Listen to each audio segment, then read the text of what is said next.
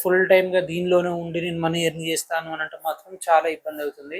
మీరు వర్క్ రూమ్‌కి వెళ్ళి దాంట్లో జాయిన్ అయ్యి ఎర్న్ చేసుకోవచ్చు. అట్లా బెనిఫిట్. కానీ మీరు ఫుల్ టైమ్ ఇదే రైడింగ్ చేస్తూ ఉంటే మీకు బ్యాక్ పెయిన్ వచ్చే అవకాశం కూడా ఉంటది. అది కూడా మీరు అబ్జర్వ్ చేసుకోండి. అట్లా మీకు హెల్త్ ఎఫెక్ట్ రాకుండా ఫుల్ టైమ్ చేసుకుంటే ఎలాంటి ఇబ్బంది ఉండదు. కాకపోతే దీంట్లో కొన్ని చేంజెస్ ఏంటంటే మంచి మైలేజ్ ఇచ్చే బైక్ కావాలి. మినిమం 60 కిలోమీటర్స్ ఎబోవ్ లేదా ఎలక్ట్రిక్ స్కూటర్స్ కూడా వెహికల్స్ ఉన్నాయి. వాటి వలన మీకు వచ్చిన ఆదాయంలో ఖర్చు తక్కువ ఉంటది. మిగిలేది ఎక్కువ ఉంటది. అట్లా మీరు ప్లాన్ చేసుకొని ఫుల్ టైం కోసం అంటే ఓకే చేసుకోవచ్చు. మీకు మిగులుతాయి. కానీ నేను ఎక్కడ రైడ్ పడితే అక్కడికి వెళ్తాను అట్లా అని అంటే మాత్రం మీకు వాళ్ళు ఇచ్చేది ₹8 మాత్రమే. సర్జ్ ఉంటుంది. కానీ ఎప్పుడన్నా ఒకసారే పెడతారు.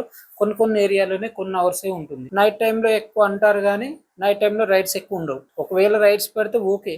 రైడ్స్ పడకపోతే మీరు వెళ్ళిన రూట్ మళ్ళీ ఖాళీగా రావాల్సిందే కదా. మళ్ళీ నిద్ర ఉండదు, ఇబ్బంది అవుతుంది. డే టైంలో మళ్ళీ చేయాలని అంటే ఇబ్బందే కదా. అందుకే నా సజెషన్ మీరు పార్ట్ టైం అయినా ఫుల్ టైం అయినా మాక్సిమం డే టైం నుండి నైట్ 9 వరకు 10 వరకు మాత్రమే చేసుకోండి. ఆ పైన అసలు రైడ్స్ ఉండవు, అవసరం లేదు.